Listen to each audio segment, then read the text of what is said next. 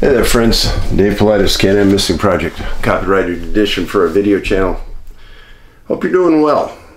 And after the conference, I probably shook 300 hands that day, fist bumped another 200, and as always happens, you end up catching something. And I had a cold that ragged on me for one day really bad, but I'm back, feeling good.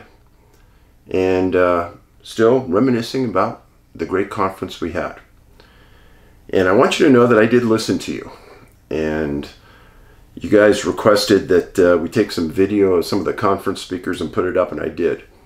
Now, not all the conference speakers agreed to be videotaped, but we've got 4 really, really good ones that we're going to put up. And you're going to see them. Now, for the new people out there, remember, we've got the online Bigfoot class, 20 sessions, and there is a final, and you can still take that. And that's part of the 575 videos we have up right here. Now, when I find new things that interest me, that are trail related, I'm always going to come to you with it. A couple weeks ago, right around conference time, I met a old guy here in the valley, and we started talking about hiking and things, and he goes, you know, Dave, a lot of people got away from it, but I still carry it, and I still use it, and I think it's multi-resource oriented. And he said, I carry this, and what it is, it's an emergency horn. And some people would say that they're party favors. You can get them at party favor stores. But this one says emergency horn. It's called a Super Blast. Fits in car, purse, pocket, briefcase, backpack, personal safety, natural disaster, jogging, animals. And here's why I like this. First of all, what a lot of people will tell you is if you come in the presence of a grizzly bear, make yourself tall, make a lot of noise. But here is a lot of noise. 3 or 4 of you have these. First of all, it'll probably make you deaf. But the other part of it is that you'll make enough noise that everyone for miles around will hear you, which is a good thing. Now, the other part about this that I like is I've read many, many stories about people who disappear. And at day 4 or 5, your energy is just completely gone. And you may hear somebody nearby, but you don't have the energy to yell. And you may not have the energy in your lungs to blow a strong whistle, but you blow this, and they're going to hear you from a long ways away. So, a new thing to put in the backpack. The Super Blast, that's what this one's called. Yeah, weighs 1.4 ounces, so it doesn't weigh hardly anything. And it doesn't say how many blasts this is good for, but I bet you a couple of good long minutes. The company is called MaxPro, MaxPro.com. So, I've actually seen these in hiking stores around here in Montana. We got this one a couple weeks ago. I think it's a good idea. And encourage you to go out and get it. Now, somebody sent me this poster. I don't know what to make of it. But it's a pretty cool poster, I gotta admit. It says, "Squatching to the beat. In forests deep where shadows meet, a mystery grooves with nimble feet." The guy didn't even leave or lady didn't even leave a postcard, message, nothing. This just came in the mail. Great poster. No website, no nothing. So, whatever. Another person sent me some online art from Brent Naughton Sports Art, BrentNaughton.com. Sent some pictures of Ben, my favorite musician, Jimmy Buffett. Thanks, Brent. I appreciate it. So, what we're talking about today is we're talking about missing people. I've got some very interesting cases for you today. First case involves a 5-year-old boy. June 24th, 1961, Cove Palisades State Park in Oregon. Parents, Mr. and Mrs. Al Cava. They lived in Millbrae, California, which is in the Bay Area, kind of south of San Francisco. And Mr. Cava was a high school social studies teacher in San Bruno. Again, right next to South San Francisco. And the family had 4 kids. Well, what they decided to do is school was out. They were going to take the kids, put them in a car, and go on a road trip. Sounds like the American way. And their final destination was to meet some people in Spokane. So they stopped in the kind of the middle area of Oregon at this park.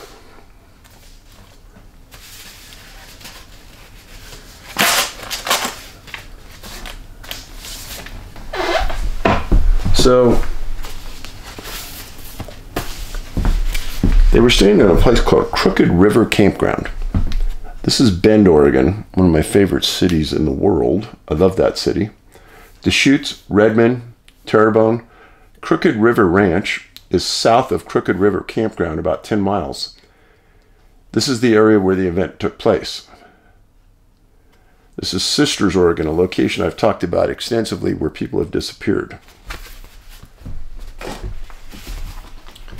Now, the family arrived at about 1 o'clock in the afternoon. This is the camp. And they decided they were going to spend the night. Now, the Crooked River is on one side of this peninsula they're staying on. Well, at about noon, Mr. Cava was shaving, and he lost track of Bert. So they get a bunch of other campers together, and they start searching the campground, calling his name, yelling his name. Wasn't gone that long. Didn't seem right. Well, as a family searching, they get other campers in the area to help. Nobody saw him leave. Nobody saw him walking down the road. Nothing. Well, after a couple hours of searching, they can't find him. So they call the Jefferson County Sheriff. And the first deputy on scene gets there at about 3 p.m.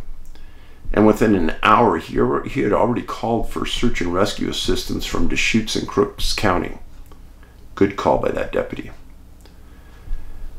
6 p.m., the Jefferson County Sheriff himself, a man named S.E. Summerfield, arrives on the scene and starts directing personnel. And state police are arriving, and Sergeant L. Herzl was there to command the state resources. They had about 60 people on scene the first night by 7 p.m. All out calling Bert's name, looking, driving up and down the roadway to the camp. So what does Bert Cava look like? There's Bert. He was 5 years old on June 24th, 61.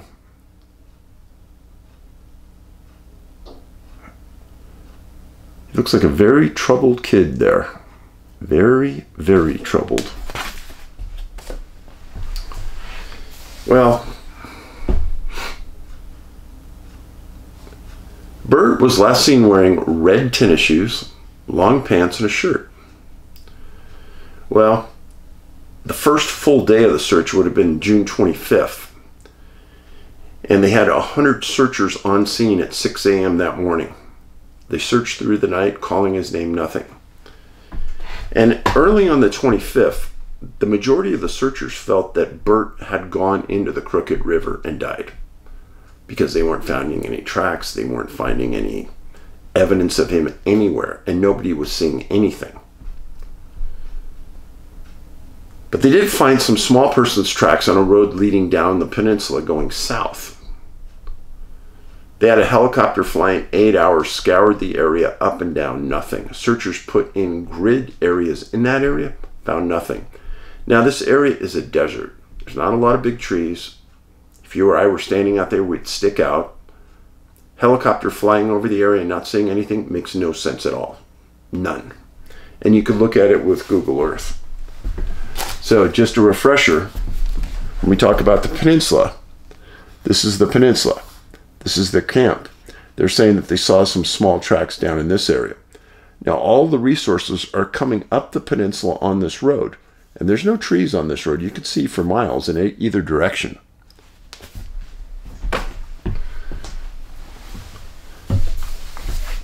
So, a search and rescue manual on a child 4 to 6 years old, it's found 95% of the time in 5.1 miles or less from the point they were last seen, or from Burt's campground.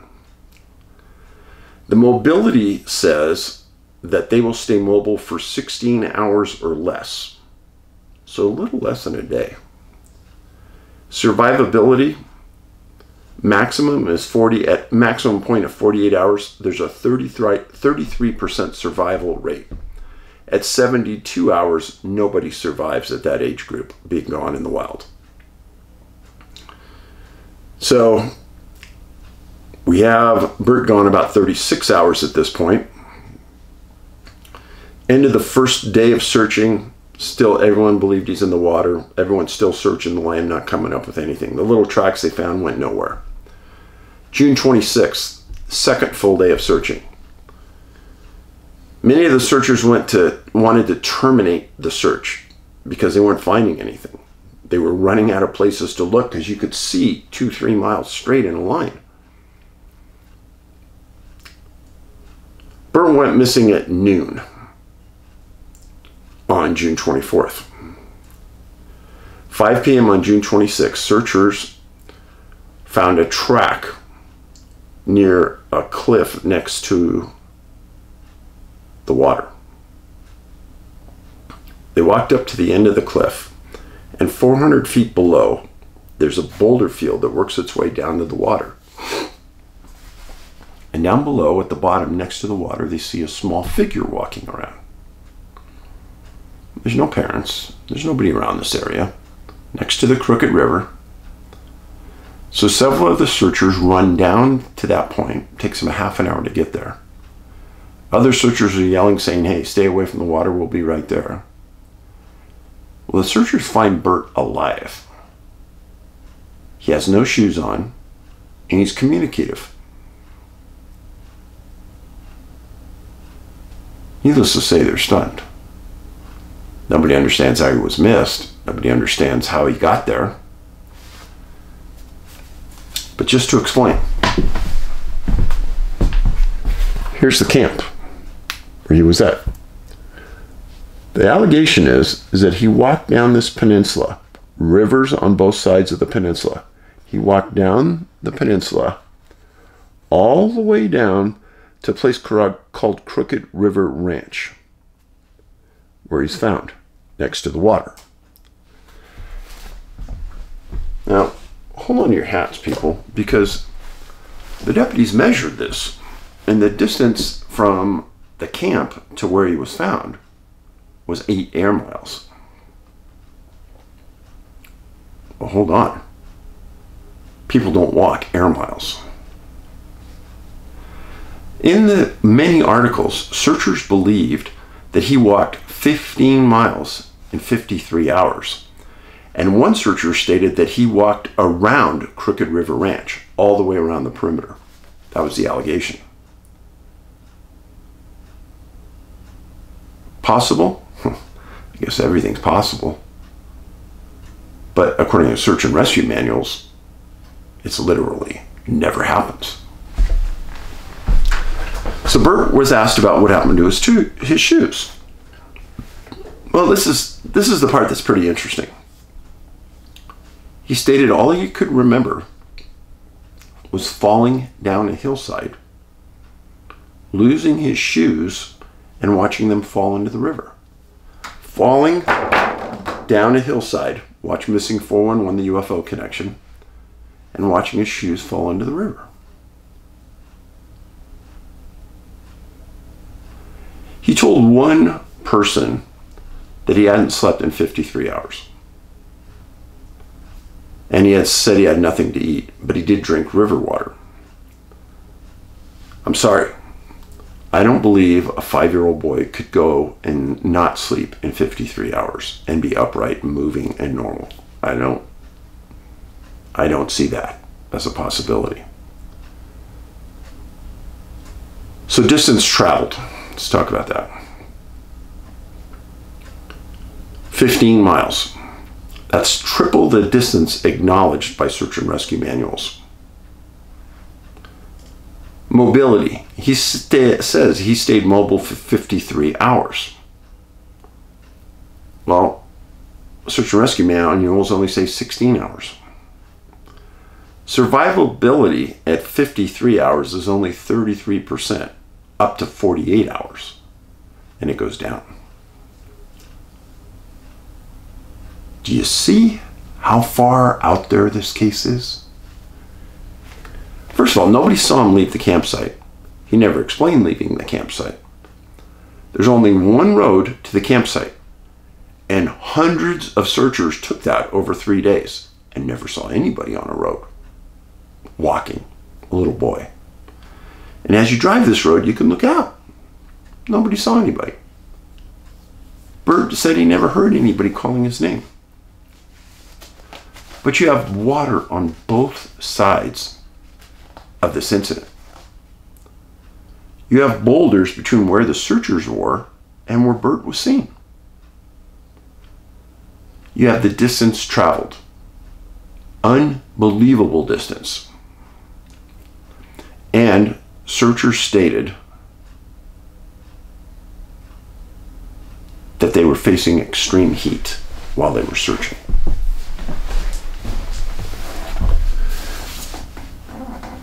A peculiar fate to me was searchers believed very quickly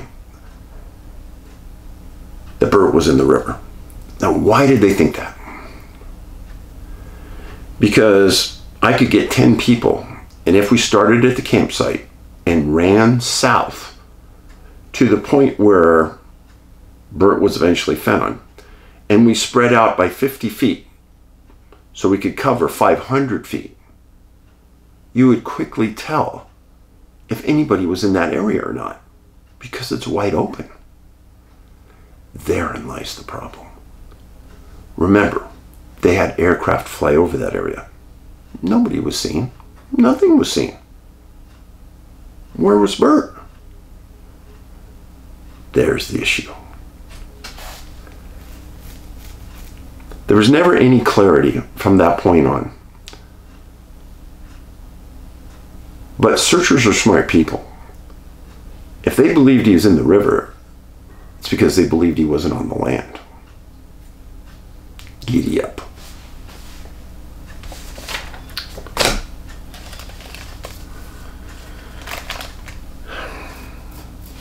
Second case. This one's a tough one. Tough one for me for many reasons. But you'll quickly see why. It involves the area around Mount Baldy again. Remember, we've talked about that just recently.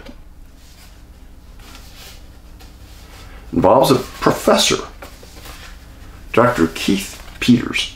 And I know this picture isn't very good, but this is the best I could do. This is Dr. Peters, 32 years old when he disappeared, June 23rd, 1941. An academic type. Very, very smart intellectual.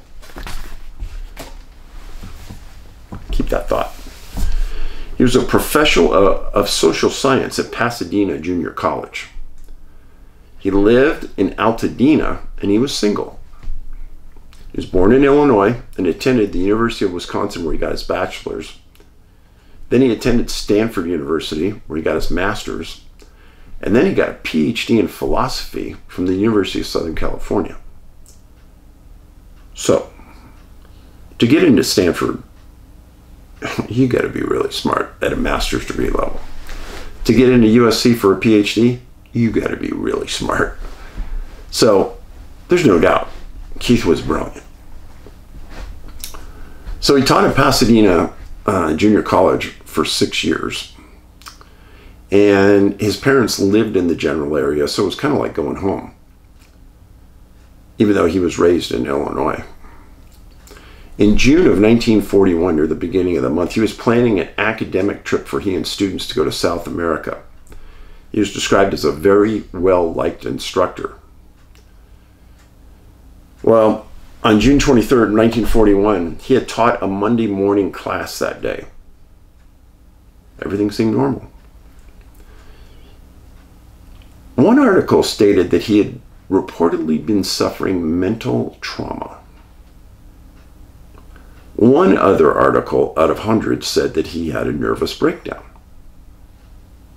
32 years old, professor, single. Don't understand it, but this wasn't a widely made claim. It was very subtle. But on June 23rd, he drove his car to the end of the San Antonio Canyon and parked above a city called Snowcrest, kind of north of Mount Baldy. There were reports that he was walking through the area and he accidentally walked up to someone's cabin, startled them, and apologized and left.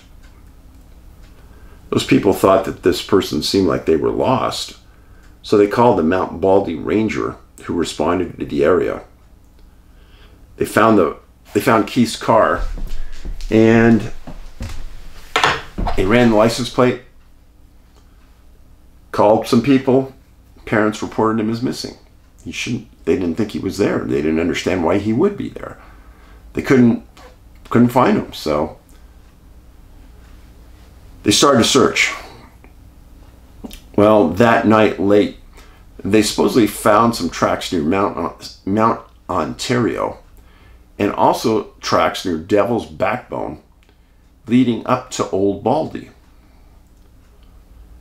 Well, the Mount Baldy Ranger called for more assistance, and they got a massive deployment with assistance from the school. They had 100 searchers on scene, and they weren't quite sure what was going on. But they searched. They searched from the 24th to the 25th in a grid pattern.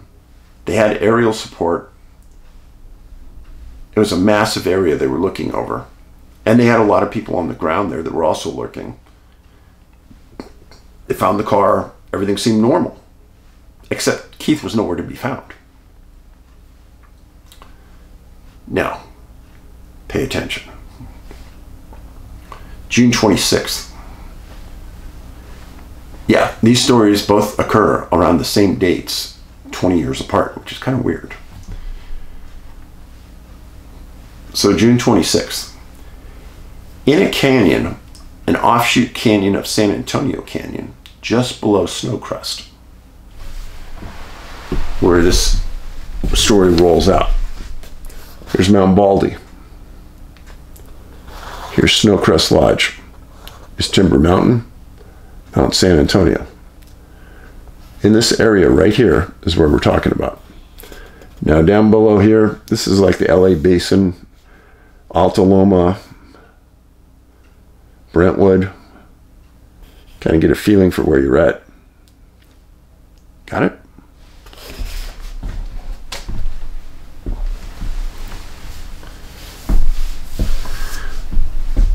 Some CCC workers, California Conservation Corps workers. These were led by a U.S. Forest Service ranger named Frank Foster.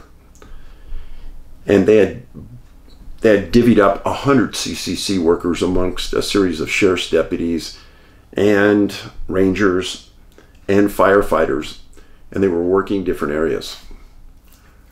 Well, down in a steep creek bed below a waterfall, they're walking upstream towards the waterfall, and they see something that's very bizarre. In 2 feet of water, resting against a boulder, upright and naked, is Dr. Keith Peters. They couldn't believe what they were looking at. They didn't know if he was alive or dead. They walked up, they found he was deceased. They looked around, didn't see any clothing, no shoes, no nothing. So they decided to walk the extra 30 feet up to the waterfall. And there they find his clothing. They call for the sheriff's department, and they call for a deputy coroner. And it was believed, and articles stated, that Keith had fallen over the waterfall 30 to 40 feet, pulled himself up onto the rock, and died. This is what the article said. So I'm looking to see what kind of injuries he had. Well, a day later, an article says he just has superficial scratches on him. But they said it was going to go to an inquest by the coroner's office. So folks, if you fall 30 or 40 feet, you're going to have much more than superficial scratches. And remember, he's in 2 feet of water. Not very deep at all. So the coroner's inquest comes back days later, and it says that the stomach analysis has no poisons in the system. Some people were concerned that he maybe committed suicide. No, that didn't happen. They had a deputy coroner named E.P. Doyle. He ruled death by exposure and exhaustion. What? What'd you say? Exposure and exhaustion. And the coroner believed he had been dead since the day he was reported missing, which was Monday.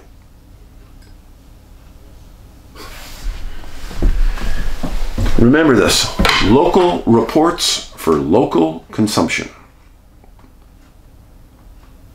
Nothing about that makes any sense. I have yet to read of anybody in the 21st century dying from exhaustion. I've come off duty before and felt exhausted. I've ran races before and felt exhausted. But dying from exhaustion? And let's talk about exposure. This was on June 23rd, 1941. It gets really hot there. The water might have been really cold. And let's pretend that the water is really cold. Okay? Then what do you do when the water gets really cold? You stand up, get up out of the water, and put your clothes back on, right? Because the clothes are 30 feet away. They say he did not fall to his death. They also found his wallet on a trail up above the creek a quarter-mile away. They stated his shoes were never found. So, shoes quarter-mile away, clothes here, body here. Drop, drop, drop. I don't know. I don't know. Was Keith conscious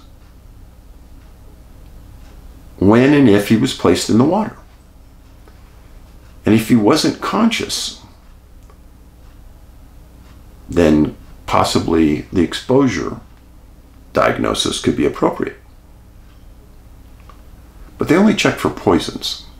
And back then they didn't check for things that they should be checking for today, which they still don't. Do I believe he committed suicide? No. Do I believe he died from the reasons that are stated? No. A lot of times coroners will make these determinations when there's nothing else to account for the death. How do I know that? Coroners have told me that. And it's something that bothers them. Famous New York City detective named Gannon came up with local reports for local consumption. Let's keep the community calm. Let's not really let them know what we're finding out. It's not going to hurt anybody. We'll just say that they died of exposure.